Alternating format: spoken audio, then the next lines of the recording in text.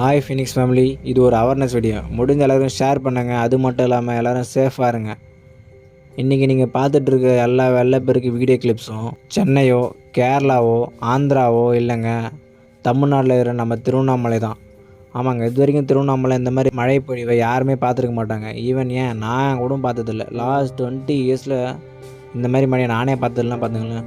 ஏன்னா லாஸ்ட் 2 டேஸாக மக்கள் அவங்களோட வாழ்வாதாரத்தை இழந்துட்டு நிற்கிறாங்க. இன்னும் தீபம் ஏற்றுவதற்கு 10லேருந்து 12 நாட்கள் உள்ள நிலையில் திருவண்ணாமலையிலிருந்து மண் சரிவு, பாறை சரிவு ஏற்படுற அளவுக்கு மழை பெஞ்சிருக்குன்னா பார்த்துங்கன்னா, இந்த பாறை சரிவில் கிட்டத்தட்ட 7 பேர் சிக்கியிருக்காங்க.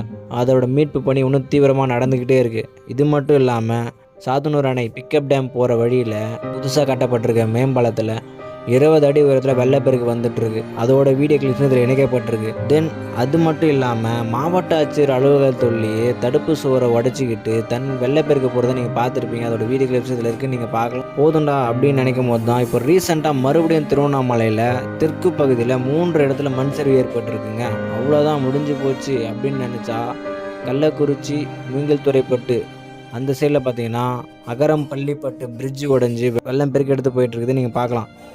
எப்போ போதுண்டா சாமி அண்ணாமலையாரேன்னு நினச்சா அண்ணாமலையார் கோயில் உள்ளேயும் கிட்டத்தட்ட முட்டிக்கால் அளவுக்கு தண்ணி இருக்குங்க. நான் ரீசெண்டாக அப்லோட் பண்ணேன் ஷார்ட்ஸ் வீடியோவில் பார்த்தீங்கன்னா தனுஷ் சாரோட சாங்கை வச்சு அப்லோட் பண்ணியிருப்பேன்.